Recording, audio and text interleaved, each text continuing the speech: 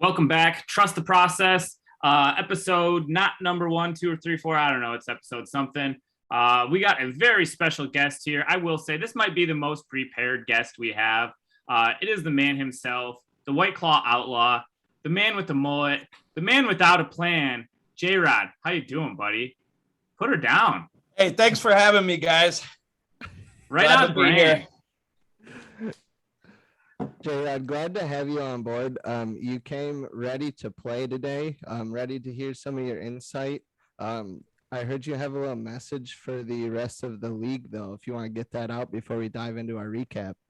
Look, the ends are sending me terrible trades. Okay, I can't say it in more blatant words.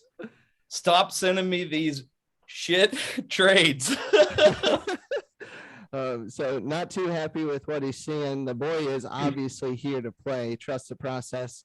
He may be at the bottom now, but give that boy a couple of years. He's going to blossom right up to the top. You keep that attitude coming that I see in your image, and you are destined for success, brother. With that, I will say last week was not actually last week was where you started almost getting your success. I think this week, though, a little foreshadowing might be the start of it. But yeah, let's go into last week. So last week we had our matchups of me versus Najee. I won that one. I'm bring up the screen. Yeah, let me get that up. Going over from the recently named Tony Island, formerly Fournette Bronca, going against Joel. Joel took another dub, going up to 500 on the season. What a barn burner there. A whopping 78.8 high score to get him up to 500 on the season. Not what he wanted to see, but I don't know how much harder you can tank and still win. His team's not bad enough to lose. Yeah, he's really struggling. Bordeaux and Meech, kind of as you called that, I want to say, where you took the L this time, but you're going to get it when it matters. We had Stu versus Schneidy's team, and Schneidy came out fucking swinging. It took out LGG. He came out swinging with a backup quarterback who scored 1 point, and he still beat Mr. Contender Stu. Like, get out of here. He started Jacoby Brissett, and it's sad, dude. Stu's got to blow it up, but. Yeah, I did pull up that box score just so we can see what a real contender does with 116 points.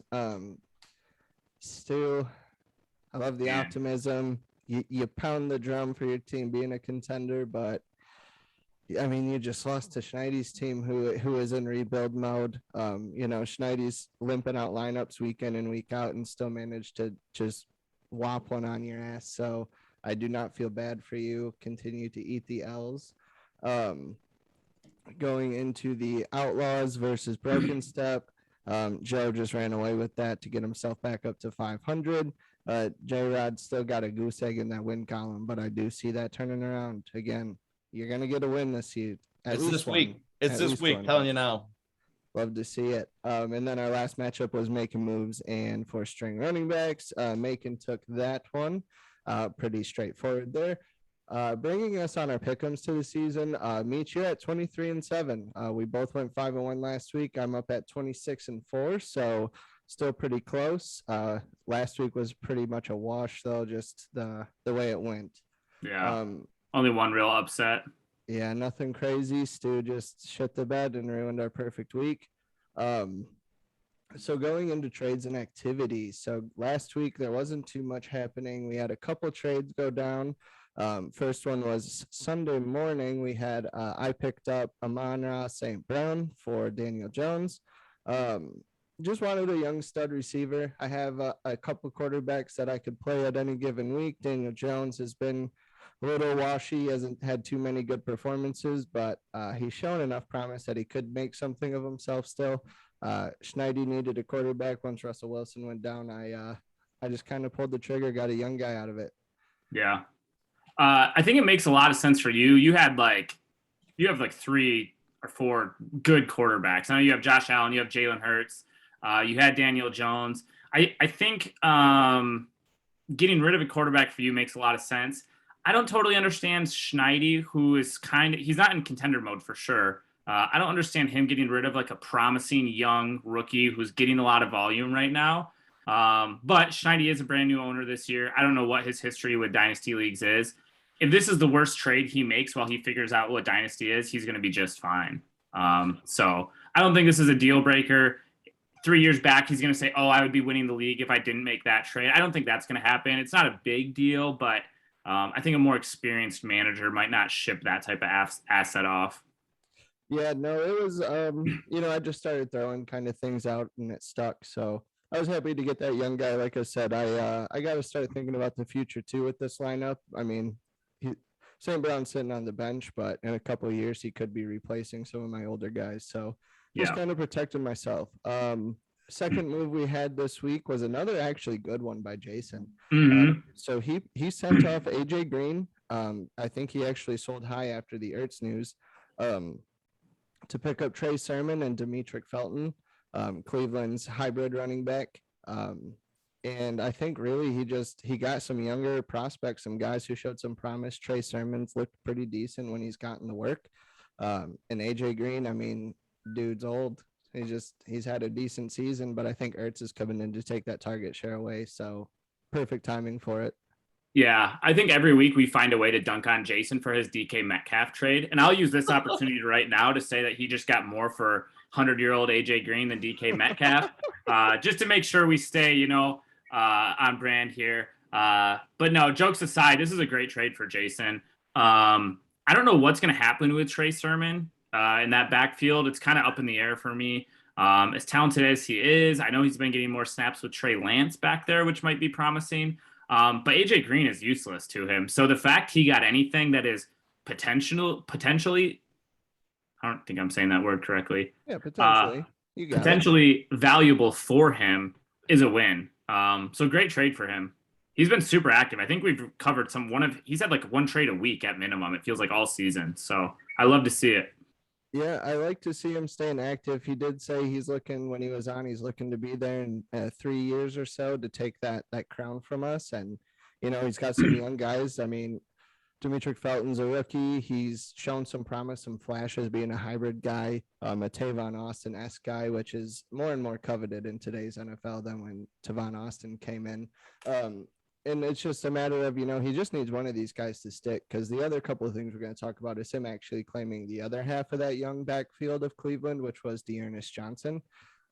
He picked him up, got him for, I think it was $51. I didn't have that one pulled up, but I can see real quick.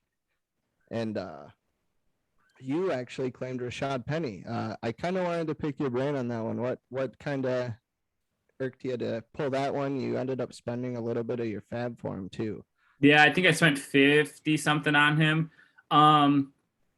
There's not going to be a ton of guys for me to spend my fab on. Rashad Penny has always looked great when he's been out there. He just has always been injured. And so the fact he's getting ready to come off IR, there's potential volume to be had there in Seattle. I said, hey, why the heck not?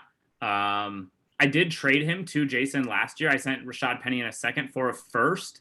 So if nothing else, maybe he comes back, he looks good, and I can flip him for something else. If I don't believe in him, maybe he looks great, and I, kind of change my mind on him, and I think, wow, this is a guy I want to keep. But yeah, you don't get to take that fab with you. I might as well spend it.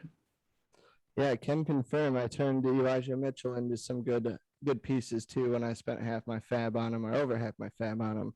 And then Jason spent a decent chunk, 41, had 3 claims, and they were 3 decent claims, 25 from me and 22 from Berto. So spending up wasn't a bad idea to get somebody who's going to get a lot of volume this week, potentially next week, and as a rookie. I mean, for him to be a free agent period was kind of interesting.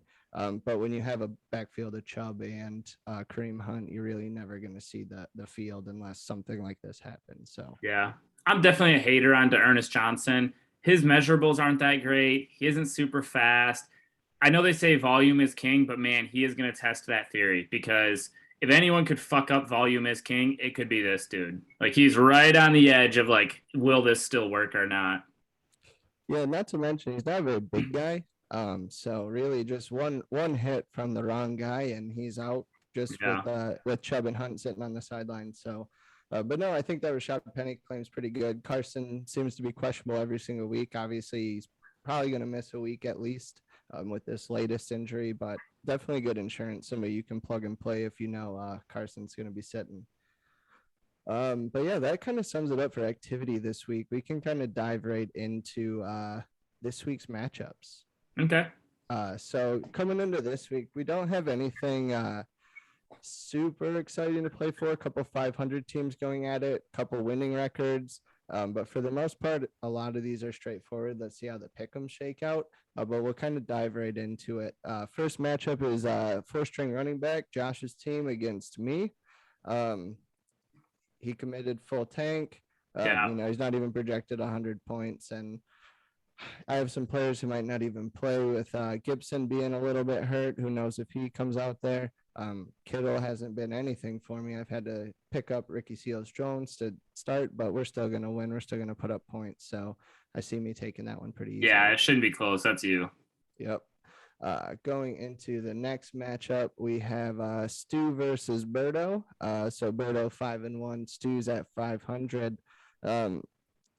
They're projected pretty close. They are. I actually, too, as much as it pains me to say this and as much as we just shit on Stu, I have Stu winning this week. Okay. And I say that just for a couple of reasons. A lot of his players don't have great matchups except for Kupp, Adams, and Aaron Rodgers. Those are, if his points don't come from those guys, he's really not. Alex Collins probably isn't going to play.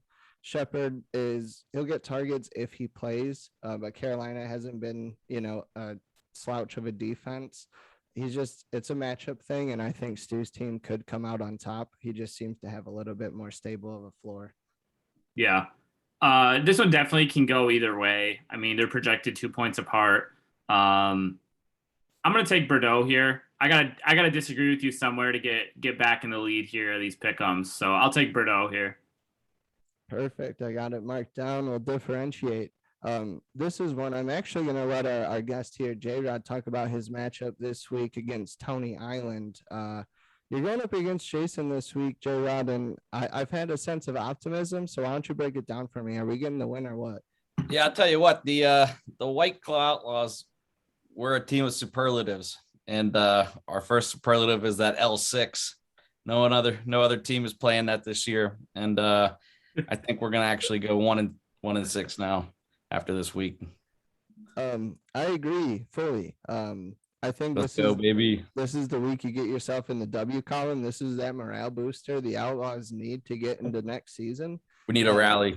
We need the rally. Get a couple wins. Keep, you don't hold your first round draft pick. Losing isn't going to do too much for you this season. So might as well pick up a few wins while you got them. And I think this is one to get you on the board. Hey, while we're on that subject, I just want to put some energy out there in the world. DJ Moore for your first round pick back might make a bit of sense. You guys run with it from there. I'm just saying. I've considered it. Putting that energy out there. DJ Moore is a stud and a piece that he needs to run with. But look, DJ, everything's for sale on my team, right? That's the motto, baby. Hey, Stu's trying to win. You need that pick. I'm saying there's some things lining up. You just got to figure out the details. But I can't take third string quarterbacks for DJ Moore. You feel? Oh, for sure. For sure. Go get your money. Go get a good trade. But that and fourth round picks. I don't know if they're hoping like I wake up at 3 a.m. and just accidentally press accept or what. But sheesh. Is that how you gave up that first round pick? You woke up at 3 a.m. and said, "Give me Rashad Higgins and Kendrick Bourne." No, if you remember, that first round pick was my birthday, and Stuart sent me that trade that I just couldn't deny, and I was on cloud 9, so I took it. Big mistake, by the way. Big mistake. We'll admit that right now. Yeah. No, like I said with your brother's trade, with Schneidy's trade, I said if this is the worst trade he's going to make while he figures out Dynasty, he'll be just fine. Because I think you've really set the bar, especially in the family, for bad trades while you figure out Dynasty, Though, to be fair, what's his name that I traded Schneidy? He isn't turning out to be the quarterback that everyone thought he was going to be either. Yeah, that Zach Wilson trade was a little head scratcher too. But yeah, I mean, with that first round pick you gave up, the business up front and your hairdo there just wasn't showing up to work that day. The party in the back really dominated when that choice Yeah. was made. But this week you're getting a win, man. You'll get on the board. You'll tie with Tony Island, be at the bottom 1-6 with a couple others. So I'm ready for it. There you go. Next matchup, this one might be the most exciting in terms of what it means for contenders and pretenders. Unfortunately, I don't see it going the way we would want it to. Broken Step versus Najee, couple 3-3 teams. Najee really wanting to go for it, so he needs the win. Unfortunately, I do think he's going to get it. I think Bymageddon's striking pretty hard. Yeah. We can go down to that bench and just kind of see he's really got some players he relies on week in and week out on bye week. So yeah, Eckler and Zeke both being gone, and he downgrades to Michael Carter. Like that hurts, man. You're going from a hero to a zero there. So, yeah, I'm gonna take Najee in this one. I think if both teams are healthy, this is a really fun matchup. Kind of a upset alert, I would say. But yeah, buys aren't helping Joe this week, so I'll take Najee. Yep. So we're on that same boat. Going into the next matchup for us, we have making moves and Big Meech. This is another good matchup for us. Another big one. I know you don't want to see that that third loss come in, go down to 4-3. Yeah. I'm gonna let you kind of take the floor first with your pick'ems. What do you think's coming in this week for you? I'm going to ride with my boys. I still think I have the deepest team in the league. My starters might not be the best starters in the league. But once injuries happen and buys happen, which is kind of starting to hit this week, really, I think I can fill in people during bye weeks and still have a really good lineup. I mean, look at those people I have on bye: Herbert, James Robinson, Amari Cooper, Stephon Diggs, and I still put out a team that's projected 137. And I'm going to be able to do this all year, really. I mean, this is the worst bye week I have right here. So, yeah, as far as this week goes, he doesn't really have any major buys. Sanders, Jared Cook, sure. I know they've started for him before, but it's not a huge loss there. So this week could go either way, but this is kind of that middle chunk of this season where I really expect my team to kind of shine through and be able to put up 140 a week still, even if I have 4 starters on buy. So we'll see if it works out for me this week or not. But yeah, I'm going to ride with my boys. Perfect. Another differentiate. This could be a good week for the pick'ems. You can really coming back because I do have Macon winning, and I mean my only note on why is Derrick Henry. Yeah. God, what a freak, dude. That man is insane. Somebody that big should not be able to move and handle that many touches week in and week out. And he's a robot. The dude's absolutely insane. He's like 70 points above the next highest scoring running back, and he's the highest scoring fantasy player. Right now, highest scoring over quarterbacks. Yeah, it's insane. Yeah. It's absolutely insane. And he sees a very not very good Kansas City run defense here, so he could see another 150, 2-3 touchdown game for sure. And he's super hot right now. I definitely could lose this, like I said, but I'm not gonna abandon my boys here. Yeah, I mean, we're going to differentiate. Your team's good. It was tough. I mean, it was honestly the Derrick Henry factor that made me for sure pick that. So another differentiate for us, which is cool. Last matchup we're going to talk about for the week. The 6th one, we got the Lonely Boys, the 3-3, the wannabe tank team going up against Schneidy. So what do you got going on here for the boys? Give me Schneidy. Jonathan Taylor's been killing it. And so, I mean, playing good. Uncle Lenny's been looking good. But Jonathan Taylor, I mean, he's probably the 2nd hottest running back in the league right now behind Derrick Henry. He's just kind of flying under the radar with it. He's going 102 touchdowns a week, and no one's really talking about it. So give me Schneidy. Yeah, I too got Schneidy winning this one. Joel is doing everything in his power to tank. But he still keeps putting up points. I just don't think it's going to happen this week. You're going to get your wish granted. You're going to go to 3-4, tie with that 7 through 10 spot. As Schneidy picks up a win, goes to 3-4, ties the records. So yeah, we got a couple differentiated picks. Hopefully the pick'ems line up and you catch back up, we have an exciting run into the playoff push. But yeah, that's really it for this week. Pretty simple stuff. I mean, we just have one thing we're missing, and that is for Mr. Outlaw himself. What does the party in back say is your hot take of the week, man? Oh, look, I've been trying to think of a hot take, and I think I got it. And I'm just gonna pick a real easy 3-team parlay, if that's cool with you guys. For sure. What I think, who's gonna win. We're gonna go straight money line here. So the first one I have is the Eagles over the Raiders. I think it's a good outlook there. I think it's gonna be close, but I think the Eagles will end up taking it. The next one that I have is Cincinnati Bengals over Baltimore. Ooh, that's a hot take. Okay. I know. Okay. It's not the worst one, though. I saved the best. Oh, there's the worst one. I am taking the Rams over the Lions, baby. Oh, okay. Hey, you watch out. Them Detroit boys coming. Hey, Stafford's going to fucking make them look Destroy stupid. them. But Yeah. Cincy over Baltimore, that is a hot take. Holy smokes. Was that just a pure clear eyes, full heart, can't lose type of pick, or do you have some sort of spicy reason you think it's gonna fare out that way for us? I don't know. I just been, just watching the games every Sunday, every Monday, every couple Thursdays I'll throw on a game. I just really think they're looking good this year. And I just think they'll end up sweeping it from them.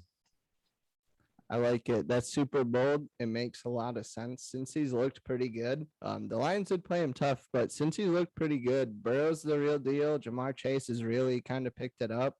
I don't think they're Super Bowl contenders, but they could steal a game off a team like Baltimore, definitely. Nah, you guys are crazy, man. Baltimore just blanked the Chargers. The Chargers look like contenders, man. I will take Baltimore 100 times out of 100 here. I hope your hot take's right. But we call it a hot take for a reason. So you heard it here first. Cincy, he's going to take the Rams, and he is going to take the Eagles. So Joel, I know, split his parlay last week. Those are the 3 that J-Rod picked. On that note, on that spicy hot take, we will see you guys next week. We are looking for a guest next week, I believe. We don't have one lined up yet. First come, first serve. If you want to be our guest next week, get a hold of us. Let us know. We are going to require costumes, though, so be prepared for that. And if it's not better than J-Rod's, it's not going to do. So what are you talking about? This isn't a costume. We got spooky season coming up next weekend. Don't make me come hunt down other league members. I like having a new guest on, so come on, boys, talk about your team. Let us know who wants to do it before I have to start hunting you guys down for next Thursday. On that note, we are out. We will see you guys next week.